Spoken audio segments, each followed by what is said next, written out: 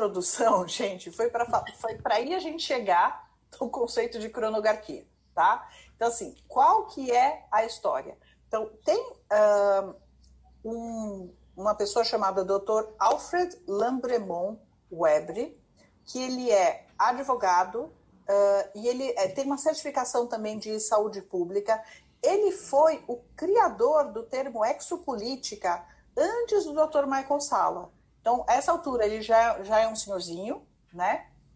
Mas que tem, assim, traz umas informações que você fica assim, meu Deus, quando eu nem tinha nascido ainda, esse cara já tá fazendo coisas incríveis, pelo amor de Deus. Ele tem um trabalho muito, muito legal. Então, assim, para vocês imaginarem, quando eu estava estudando visão remota, eu descobri que no começo, então, em 1972, a CIA contratou o Instituto de Pesquisa de Stanford para começar a estudar visão remota, tá? Em 77, 5 anos depois, o Dr. Webre estava no mesmo Instituto de Pesquisa de Stanford estudando o contato extraterrestre, tá? Para a presidência da época, que eu acho que era o Jimmy Carter, tá? Então, assim, o cara fez cada coisa que você, assim, não vou falar muito sobre ele, porque senão eu não termino hoje a live, tá? Mas assim, ele tem um trabalho fantástico. E ele está escrevendo um livro que foi ele que criou o termo cronogarquia, tá? O que significa isso? A cronogarquia é um pequeno grupo de indivíduos que detém o poder através do controle das linhas temporais, tá? Essa é a definição de cronogarquia, que é aquele negócio que você fala, oi? Como assim? Dá? Né? Pelo amor! Socorro! O que eu faço agora? Né? Então, qual que é a teoria do Dr. Webre? Né? Ele fala que assim, eles sabem, então, o lado escuro sabe que todo o sistema solar está ascendendo e, portanto, o planeta Terra está ascendendo também, tá? O papel explícito da cronogarquia, para quem sabe que isso existe, porque a maior parte das pessoas sequer imagina que uma coisa dessas possa existir, então o papel da cronogarquia é desacelerar o processo, tá? É atrasar o máximo possível a ascensão planetária, né? Para isso, o que é que eles fizeram? Eles pegaram 70 mil indivíduos da Aliança Draco-Reptiliana e, com alta tecnologia, eles enviaram para o passado para cerca de 20 mil anos atrás, tá? E aí, qual a forma que eles usavam para controlar? Existiam várias formas, mas uma das formas preferidas deles era fazer o quê? Criar clones de pessoas do poder na época, lá atrás, tá? E colocar almas reptilianas nesses clones. Por quê? Porque você não consegue colocar uma alma reptiliana em qualquer ser humano, tá? Você precisa de uma combinação genética específica para ter essa acoplagem, porque senão você não consegue encarnar uma alma reptiliana aqui na Terra, né? E aí o que acontece? Esse é um ótimo disfarce. Por quê? Porque você está falando com um ser humano, tá? Você não está falando com, né, um reptiliano, assim, que você, não, você está falando com um ser humano, tá? E isso não infringe as leis galácticas, não infringe as diretrizes da Federação Galáctica de Mundos, né? Então, assim, gente, não posso dizer que foi legal, mas foi uma sacada bem inteligente da parte deles, né?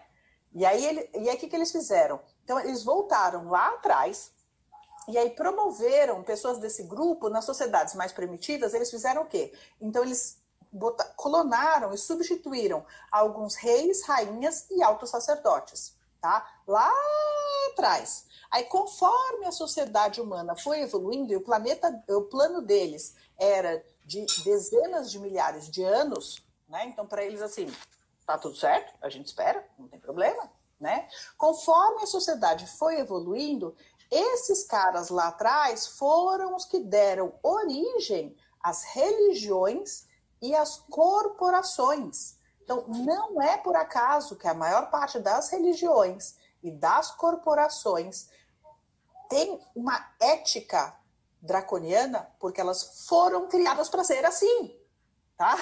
Lá atrás, né? E aí, assim, e eles foram descobrindo o quê? Quando um clone desses, ele é feminino e tem filhos, os filhos são compatíveis geneticamente com o mesmo tipo de alma da mãe. Ou seja, eles conseguem acoplar uma alma draconiana também nos filhos. Tá? Então, é por isso, quando você olha desse ponto de vista, é por isso que as elites tomam tanto cuidado com a linhagem genética deles. Tá? Não é só porque eles acham que assim, eu sou elite, eu quero continuar sendo elite, não sei o quê. Porque se bagunçar demais o negócio, não tem como acoplar uma alma da aliança draco-reptiliana num ser humano.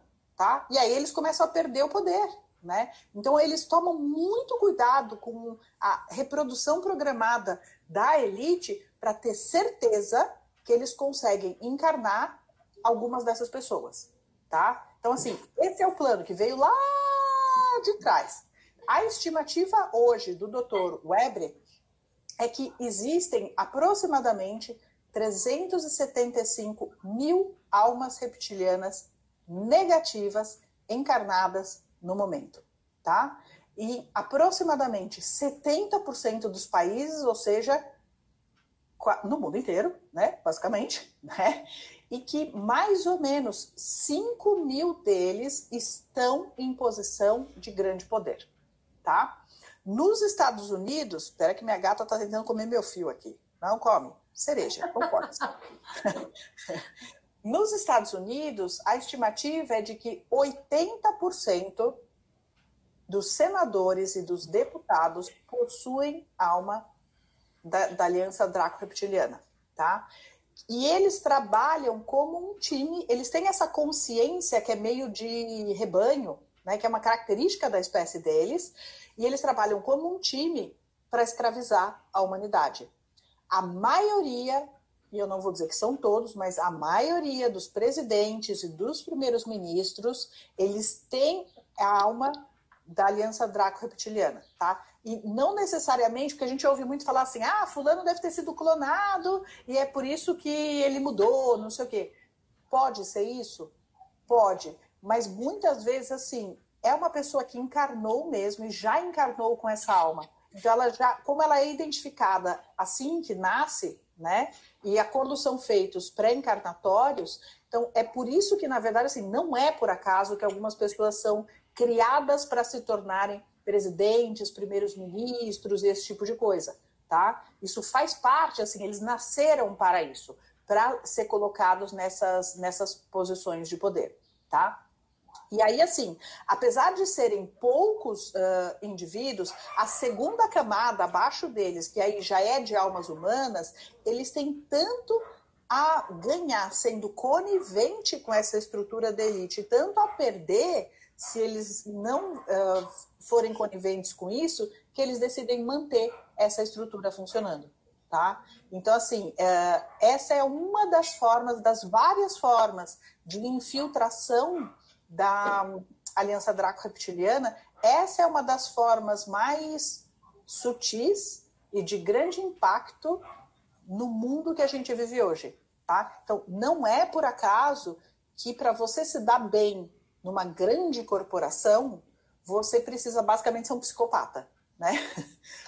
E não tem empatia nenhuma pelas outras pessoas. Por quê? Porque eles são assim, né? E eles criaram as estruturas de trabalho para replicar uma sociedade de serviço a si mesmo. Né? Então, quanto menor a empatia que você demonstrar, maior for sua habilidade de dizimar o oponente, né? De puxar o tapete dos outros e sobreviver no ambiente de máfia, maior chance de subir numa estrutura draco-reptiliana.